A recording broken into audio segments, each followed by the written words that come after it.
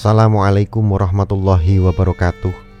Pemirsa kisah karomah wali dimanapun Anda berada, pada kesempatan kali ini kisah karomah wali akan menceritakan sebuah kisah tentang rompi Ontokusumo yang merupakan salah satu benda pusaka milik Sunan Kalijogo yang konon katanya dapat mengalahkan Nyai Roro Kidul.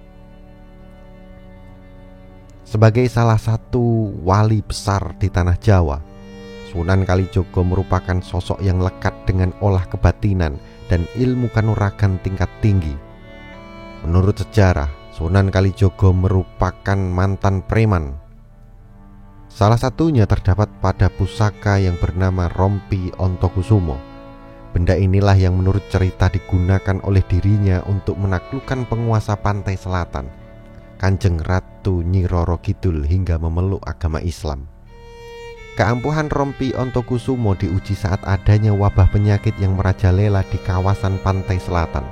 Pada saat itu, kerap terjadi hujan lebat yang juga membawa malapetaka bagi penduduk sekitarnya. Sunan Kalijogo kemudian tergerak untuk mencoba melawan pagebluk kematian yang konon diciptakan oleh Nyai Ratu Kidul sebagai penguasa wilayah pantai selatan. Tak lama, sang Sunan yang bernama asli Raden Syahid itu bertarung habis-habisan dengan sang ratu penguasa pantai selatan. Sama-sama menyandang kesaktian tingkat tinggi, apa daya Sunan Kalijogo ternyata dapat dikalahkan. Hal ini membuat dirinya mundur sejenak dari medan pertempuran dan memulihkan kekuatan untuk menyusun rencana selanjutnya. Sang Sunan mendapat wangsit atau petunjuk yang mengatakan ia harus menghatamkan Al-Quran untuk mengalahkan Nyai Ratu Kidul.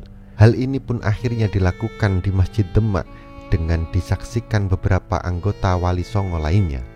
Konon kemudian setelah usai menjalankan sholat subuh berjamaah, para wali menemukan kulit kambing pada hari Kamis Legi malam Jumat Pahing. Oleh Sunan Kalijogo, kulit kambing tersebut kemudian dibuat menjadi rompi dengan terajahan oleh Sunan Bonang. Rompi inilah yang kemudian disebut sebagai rompi Ontokusumo. Rajahnya sendiri merupakan huruf aksara Arab yang diambil dari ayat-ayat Al-Quran dan kemudian digunakan sesuai tingkat ilmu yang dimiliki oleh pembuatnya. Dalam hal ini, Sunan Bonang meletakkannya pada kulit kambing yang dinamai sebagai rompi Ontokusumo. Setelah selesai dibuat, ukuran rompi tersebut ternyata tidak muat dan terlalu sempit saat dikenakan oleh Sunan Bonang. Bergantianlah para anggota Wali Songo lainnya untuk mencoba, namun tidak ada satupun yang pas.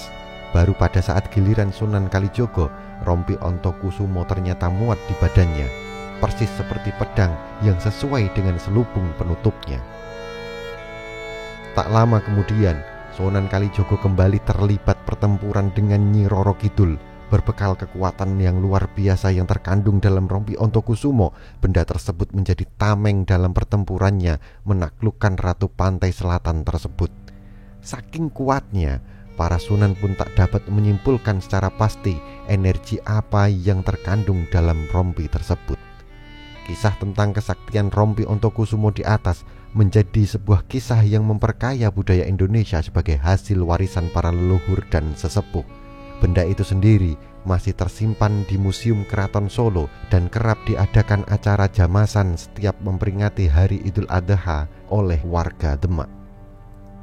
Baik rompi Ontokusumo maupun benda pusaka lainnya merupakan bukti bahwa Indonesia kaya akan warisan para leluhur yang memiliki makna dan kisahnya masing-masing yang patut dilestarikan. Demikian kisahnya. Wallahu a'lam bishawab. Assalamualaikum warahmatullahi wabarakatuh.